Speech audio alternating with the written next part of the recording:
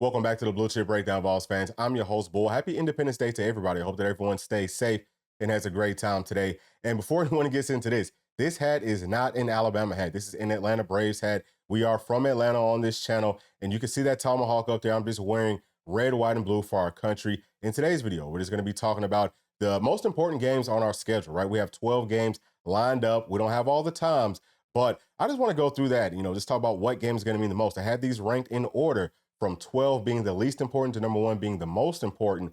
And I think that this will be a good little change of pace, kind of switch things up on the 4th of July.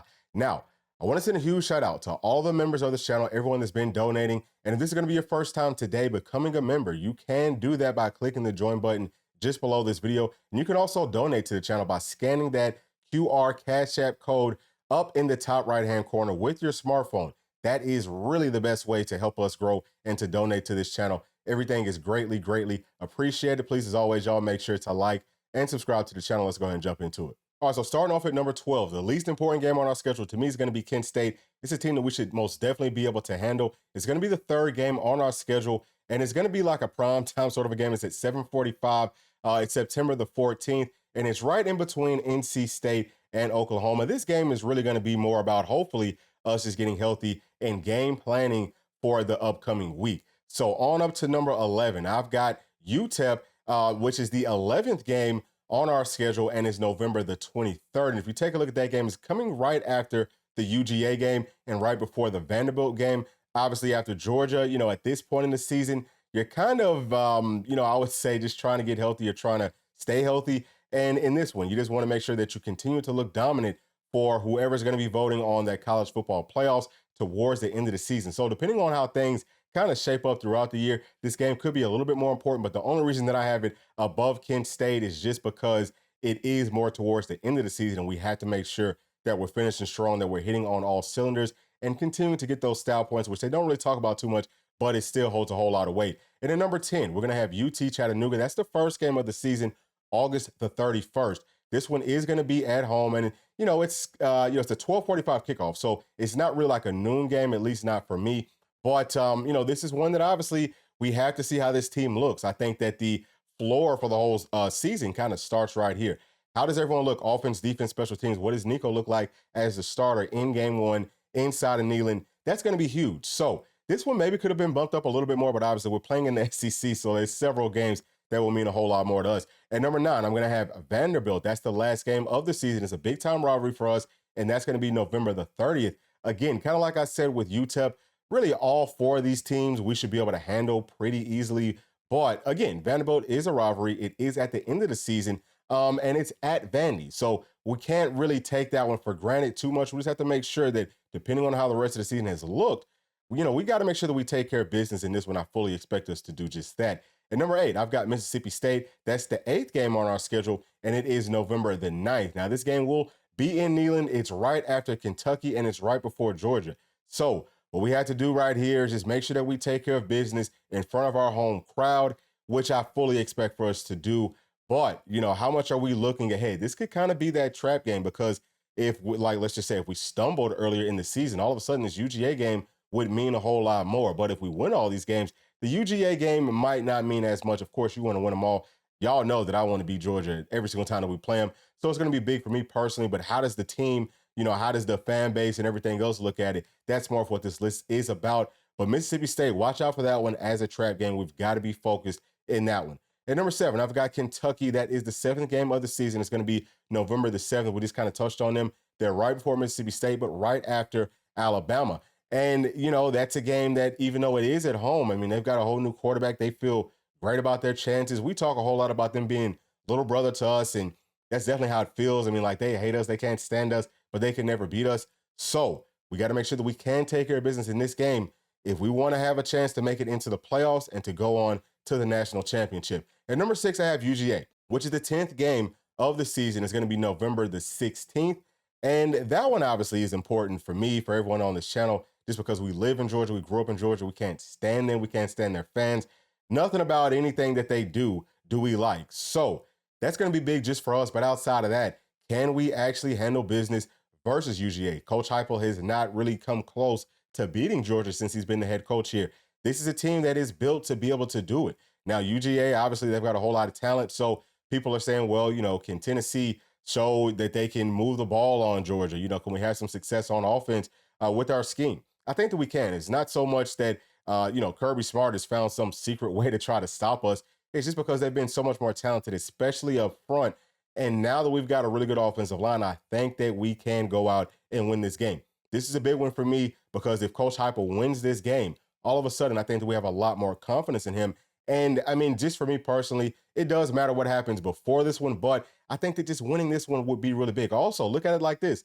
Georgia's got a very tough schedule before they see us. They have not had that since Coach Heupel has been up on campus. So maybe they'll be a little bit beat up coming into this game. Maybe they're not the number one team in the country, and that could also have some different implications on how important this game is. Maybe we come into this one ranked higher than them. Same thing that happened back in 2022. We come into Athens as the number one team, and then we end up losing. I think that we do get over the hump this season, but I've got them at number 6 just because we could lose to them, and we could win every other game, and we still make it to the playoffs. We may still be able to make it to the SEC championship. So on to number 5, we have Arkansas. That is the 5th game, and it is October the 5th. The reason I have this one right here is because it's sandwiched in between Oklahoma and Florida. Going to be very important also going on the road because Coach Heupel seems like since he's been up in Knoxville, he's lost a game that he shouldn't have, especially on the road. If we're going to be a championship caliber team, this is a game that we absolutely have to win because it's a game that we should win. I think that Arkansas is going to be better than people are giving them credit for. Several things that I've seen from them just throughout spring, taking a look at their roster, I like what they have. This is not going to be an easy game. This is another potential trap game. On to number 4, I've got Florida, and that's going to be the 6th game of the season, October the 12th. Right after this Arkansas game, it's going to be at home.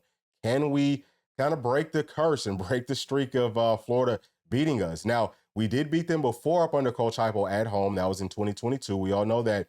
Can we do it again? We've got to continue that, but we've got to kind of start a streak right here of being able to beat them. Billy Napier, at this point, how does this team look? Is he on the hot seat? Yeah, is DJ Lagway going to be starting for them if they don't get off to a good start early on? It's going to be huge. I mean, I think that he could make a huge difference if he does end up starting. So this one, obviously, is never going to be easy for us to beat Florida, or at least this season, I don't see it being necessarily easy, but we are the better team. If this, again, is going to be a championship caliber football team, we have got to win the games that we're supposed to win, even if it's versus our rivals. At number 3, I have NC State, the 2nd game of the season, September the 7th. This is going to be on a neutral site, and it's going to be a night game. It's at 7:30.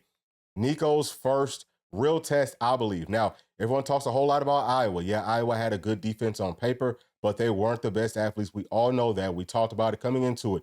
Say, hey, look, this is a game that we should win by like 30-plus points because they cannot stop us. They're not used to what we can do. And then also, they didn't have an offense. NC State is going to have a good offense. They've got, this guy coming from Coastal Carolina who is a stud. He's really, really good. He's a baller, just like Coach Freeze says. He's a baller now. So we got to watch out for that, okay? And then we also tend to kind of struggle versus these ACC teams for whatever reason. But for me, whenever I look at our team from top to bottom, especially up front on both sides, we are going to be a lot more dominant than NC State is. Also, again, with this game being very early on in the season, them playing that odd front on defense, how do we respond to that? Because we struggle up against those types of defenses up under Coach Heupel. But you could tell that there's been a point of emphasis on that throughout all of spring camp. So I think that we will have it figured out. At least I hope that we will. And if we do, Nico comes out, performs well, we're talking about potentially getting his name into the Heisman race if he looks good the way that we expect for him to. And I most definitely think that we should be seeing a whole lot of fireworks in this one. I think that our Volunteers will roll. Now, at number 2, I've got Alabama, the 7th game in the season. That's going to be October the 19th. We all know about the 3rd Saturday in October. And that game right there is actually right after Florida. So we got to be ready for that, right? Like, we're having 2 of our biggest rivals come up to Neyland in back-to-back weekends. I know that the crowd is going to be rocking, but this is Kalen DeBoer's first trip to Knoxville as a head coach, a whole new regime down there at Alabama. And Nick Saban never beat Coach Heupel in Neyland. So can we kind of, continue that streak?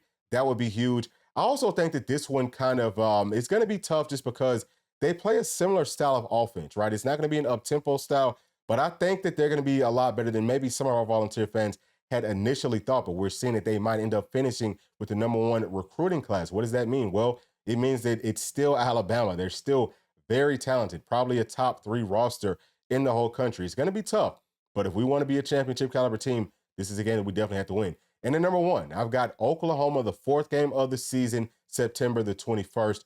This is going to be circled on both teams' calendars, obviously for Oklahoma because it's their first SEC game. It's going to be Jackson Arnold's first SEC game as well. So, how does he perform in a game at home? The crowd should be rocking.